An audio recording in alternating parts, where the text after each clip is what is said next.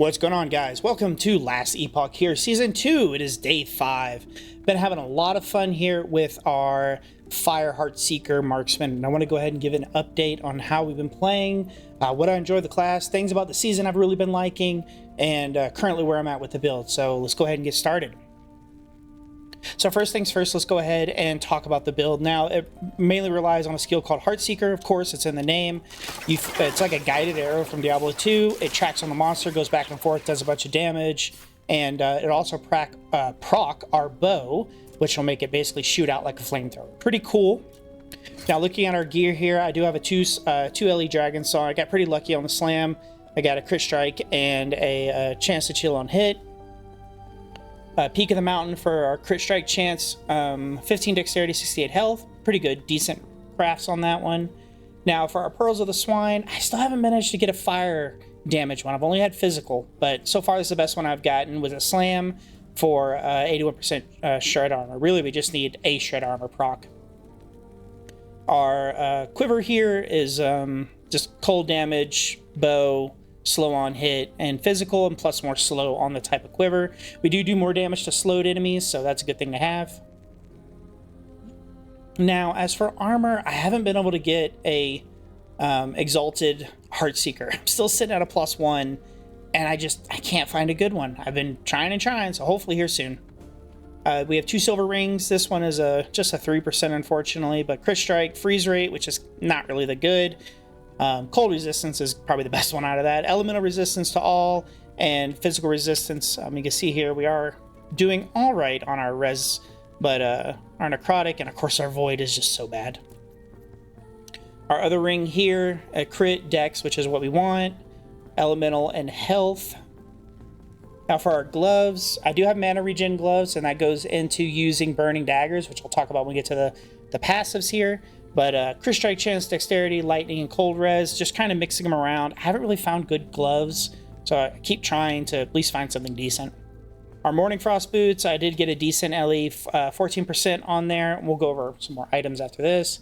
And then our sphere here, I got a 2 LE for health regen and elemental resistance. Kind of trash, but is what it is on that one. We do have the same intelligence and attunement, so that should give us a 100% chance to cast Water Orb when you hit a boss or rare enemy.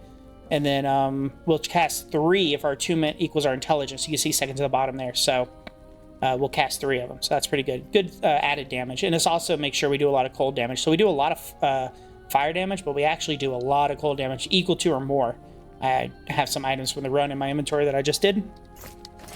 Looking at idols over here, I'm still missing Ambition. I farmed for it a bunch, would not drop, so I was like, screw it. I'm going to go work on my blessings, which is what I've been doing. Now, you can see these are all the class idols, which uses the new mechanic for enchanting them, which we'll talk about more when we get to the map real quick. But you see here we have our dodge, bow damage, dodge, fire damage, recurve chance, we just want 1, and then bow damage, and dodge, and physical damage over time. Really, we want these all to kind of be damage over time and different things. But you see on the enchants here, we have increased damage over time, glancing blow, which is really what we want, critical strike, and then increased armor and reduced chances. Now, I did notice that, let's go ahead and look here. One of the new orbs we can do is Rune of Weaving. So I haven't ever actually done this. I don't know if that's gonna matter, but we got a 1 roll on this, which is pretty bad. So let's see if we can actually do this, what it does. Oh, it just finishes it up. Okay, interesting. Huh. Oh, okay. Transforms random amount of... Okay, well, yeah, that's about what it says it does. Okay. These are the only weaving items I really have on this build. Pretty good, though. All right, so let's see here. So, yeah, Season 2 mechanics, really cool. One of them, of course, brings up is our Woven and the faction here. Currently level 6. I haven't really spent a lot because I just get them as drops, so... You know, the more you spend, it goes towards it. But main thing here is let's talk about our Weaver tree real quick. Is if you're familiar with Path of Exile and like changing your map up to suit you as a player, this is what this is. It's super awesome. So like say, for example, I do not like doing arenas. They take too long. I can blitz through a map in 20, 30 seconds, maybe a minute, depending. Arenas take forever. So guess what? Arenas no longer appear in my Echo Web. Fantastic. Same thing for beacons up here. Beacons never appear, and it gives me, density. Now, the big thing you're probably looking at is these things with items in them, and also these two down here. So these right here, your riches, this is weapon or jewelry, and chance to imprint it, and it would have a small chance to drop on a pile or similar items when killing enemies in your echoes. So this one's just killing, and they'll drop. And it says type of, but I still get the same drops. And I don't know if this is if it's copying this and still giving me physical. I just haven't been able to get a fire damage one. But I just randomly have 2 pearls of the swine drop, as I'm going. Same with this one over here. This is lost caches. It'll drop. I put the boots there because this one is armor or weapon. You know what? Actually, I have tons of morning stars. Let's do this. Maybe we'll get more. That's not exactly the base I want, but whatever. Was that the wormhide? Yeah. Over here we have Dragonsong. This one is when champions sometimes drop a pile, so I kill a champion and I get 3 Dragonsongs. And I'll show you my stash and I'll prove it. And then over here, same thing. This one is armor, jewelry, imprinted. Have a chance to drop a pile of some items when you receive Echo rewards. So I finish my Echo, I hit the little crystal, and I get 2 or 3 of these. And it happens fairly often. Now, the other 2 on here are basically like for mapping, is what you consider it as. As you do the new woven cemeteries and tombs, these will drop. And these are also a good way how you get points. I can see I still haven't completed some of these. I'm waiting until higher corruption. Like 300-400 corruption. I'm at 200. 250 in some maps. But putting these in here will cause them to appear on your Echo Web as you're just going through and doing your maps. And you can see here I have what's called False Temple, which is actually one of the very first ones. And this thing is thick. Let me tell you, this is one thick boy right here. Basically, this map has just shrines everywhere. It is a relatively small map. The density is super high. If you get one with spiderlings, it is insanely high. And so many items drop. Like keys, like you can see I have 36, 43. Portal charms, items, just everything. Glyphs, and like just so much stuff drops in this map. It is, and there's so much experience. I'm 95. And a lot of it is these, and they're very common. They show up all the time on your map. And then the other one over here right now, you only get 2 of them. The other one I have is the brewery, because I'm farming this belt right here, which drops from specifically in here, the Grand Brewery. So I'm just farming a bunch of them, trying to get different LEs to go through and do a slam fest on them. Now, some other things you can do with this is, like, say you really like to just do arena, not monoliths or anything, you just want to do arena. Well, this side of the tree over here is all about arenas, like fewer waves in your arena, more common on your Echo Web, no thank you. Arenas have a chance to replace more different super arenas, no thank you. Yeah, not for me. You have dungeon stuff, you have like champion and mage stuff, my monolith stuff over here. So like, say you don't want glyphs, no more glyphs as a reward, no more money as a reward, yada yada, stuff like that. Your loot lizards over here, you got stuff for that. Now, we'll say one that's cool is I just did a map earlier where rare enemies have a chance to drop dungeon keys and dungeon charms. And the way I find this working is that the map that you're doing will have a bunch of enemies from that dungeon. So a bunch of snakes for the Timeless Sanctum. I had the big fire crystal guys. I can't remember their name. I just kill them. That shoot out the fire and stuff from Soulless or Lightless Harbor. And they just I got like 5 keys out of it. So cool. And then Warden's Echo over here, chance to spawn a rare enemy with a pack to that specific dungeon, which can drop the dungeon's respective key, and also the dungeon's unique items, which I've had happen. So it's pretty cool, and it's like, oh my god, I just got a dungeon drop. Like, okay, So like the helmet or something, like this. It's funny to see a peak of a mountain. Like, what? Anyway, so trying these out over here, and the cool thing about this is say like, well, I don't really like where I'm going. You can just respec here on the fly, and it's only 20 amber per, and that's really cheap. So try new things out, I don't like beacons. Give me that. Or suddenly I want beacons or arenas, vice versa. So one of my favorite is Anchored Reality. It just, especially in the beginning, helps you with your timeline to get through and fight those bosses quicker and quicker to get more things for Ouroboros. So I do like this one, 15% more, and that's from killing. So you get like 100, 120, 125. Sometimes you got to stay in the echoes a little longer. All right, moving on. Let's go ahead and whoops. Well, of course, they release cosmetics. Show you some of the stuff I was talking about in the stash here. So like, these aren't even all the ones I've kept. Like, I just have so many of them. Some of them I rolled already. I'm going to continue to roll, but I haven't really got anything over 2 LP on most of them. That shouldn't be in there, but whatever. We'll talk about Icicle Bow here when we get to passives and skills. You see with the spears as well. And then Morning Frost Boots. Brewmaster Belts I'm going through, and I also have a ton of the amulets. Where's my... I have this unsorted. I just been stashing. But you see all the pigs. All the pigs. So many of the pigs. 1 poison pig. So, very cool. I got a cocoon item. What do we get? Marinos. Oh, okay. 1 LE. Nice. Yeah, so let's see here. Let's go ahead and do... This is a max roll build for the most part. So, definitely I'll have that link below. Kudos to those guys. I think it's Volson did a great job. So here's the rogue tree. I am 95. A lot of cool stuff. A lot of glancing bow, which is really good for your defensives, especially when you don't have a lot of life. I mean, it is marksman. You don't have the best, defenses. You're not a sentinel. Marksman. Still working on finishing that one up. Kurt's going through. Falconer. Get that raptor's wings for haste. And then Blade Dancer for just more dexterity. More and more dex. Where are we at? 63 dex. Definitely do a lot better, but we're still working on the gear.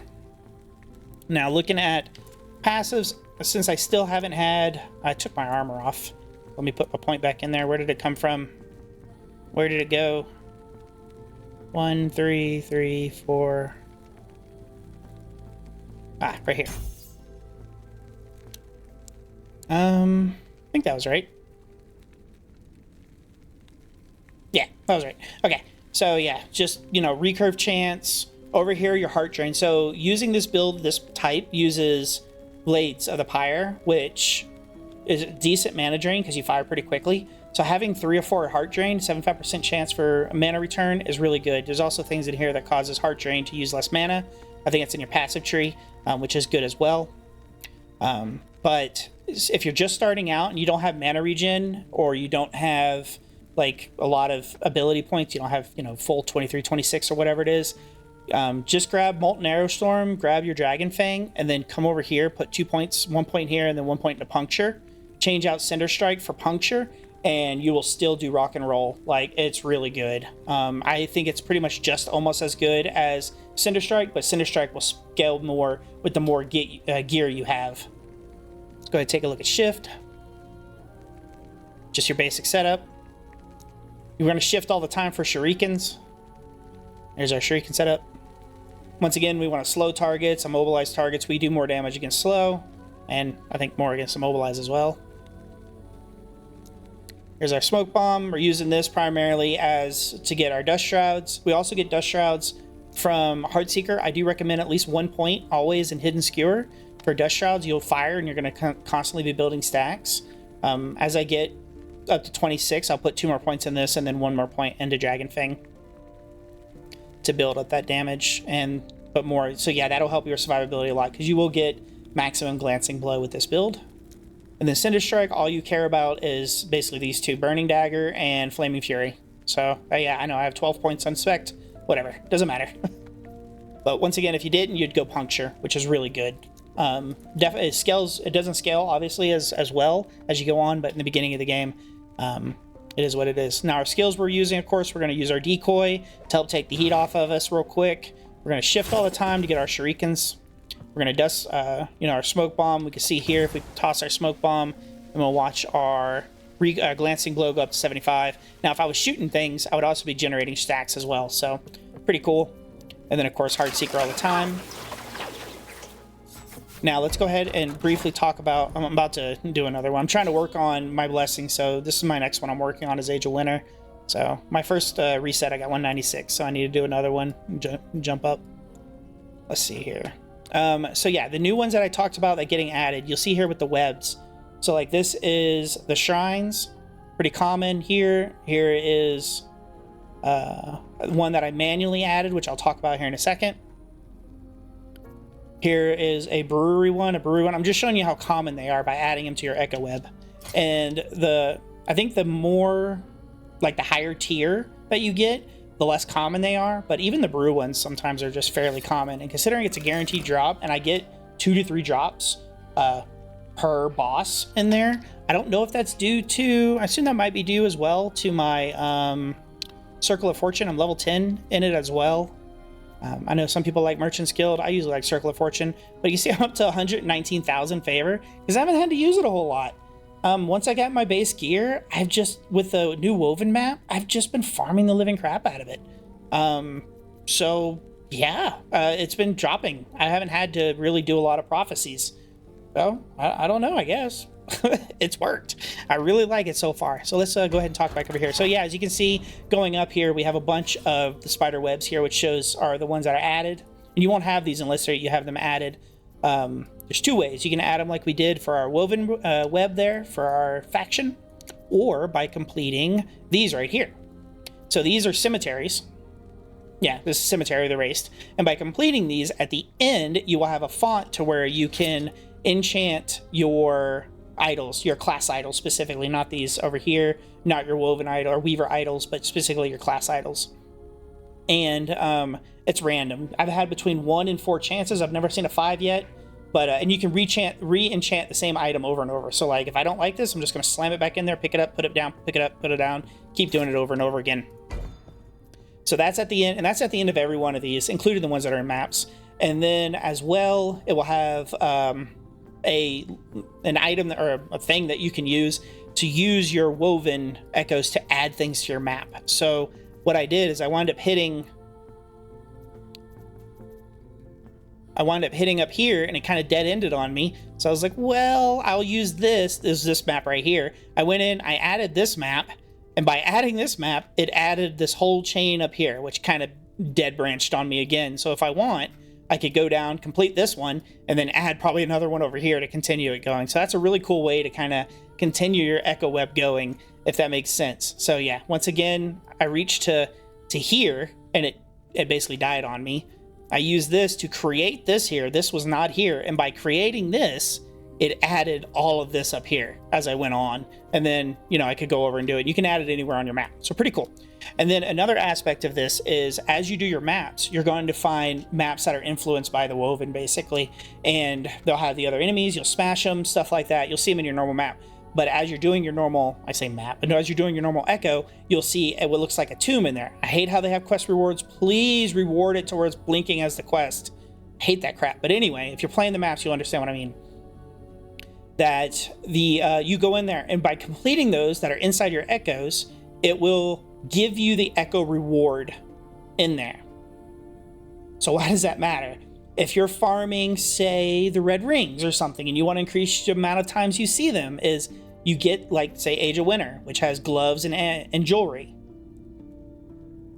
Do the echo, complete it, go back to where the tomb is, because tombs are usually harder than the echo and longer. Go through the tomb, you will get the echo reward at the end of the tomb, whatever item drops, and then portal out, hit your orb, and get the rewards again. So that's really cool, and it helps you double up on the amount of those you can get. Because maybe in a reset, you might only see 1 or 2 of those in a full reset, right? Depending. So that's a really cool way to double up your rewards. All right, next thing I'm going to go ahead and find, just to showcase kind of the build and how it plays, I'm going to go ahead and play until I want to show you all the shrine map, how much I love it. So we'll be back. So I had trouble finding a shrine, or finding one of the maps full of shrines, so I went ahead and decided to do a cemetery, and I'll show y'all, like, we click on this here and you'll see we can put down our woven things wherever. Now I did actually find one when we did that, so we'll be back right here after that. Now we'll want to go back up here and what we talked about earlier and actually just place one down instead of working my way to that one. But let's see what we get. We'll put one right there, and hopefully, you know what, we could do probably another one. Let's do great beacon area around it. Yeah, there we go. I don't know if that's gonna work or not, but whatever. So we'll do that too. Hopefully we'll get a whole nother branch and kind of keep this little freight train going. So be right back once we get up here to this. All right, here we go with the false temple. So yeah, small map, just shrines everywhere. So what we want to do, already starting off strong, what we want to do is just, you know, keep our Heartseeker up, keep moving, keep shifting. I didn't click that shrine, I should have, down at the bottom. But yeah, we get close, as you can see, we just blast things basically. mix between fire and cold damage. So even if you have things that take less damage. And things are just dropping. I don't even know what that is. We'll pick it up and sort it out later. And well, look, we got a key over here too. Or portal charm, even better. I do have a very strict loot filter that I made to go along with this, so you're not going to see a whole lot of things drop. Or you should. Well, I take that back. Okay, a lot of shrines. You'll see loot loot lizard shrine. So you have like 6 or 8 loot lizards pop out. The Weaver ethics. I ticked up.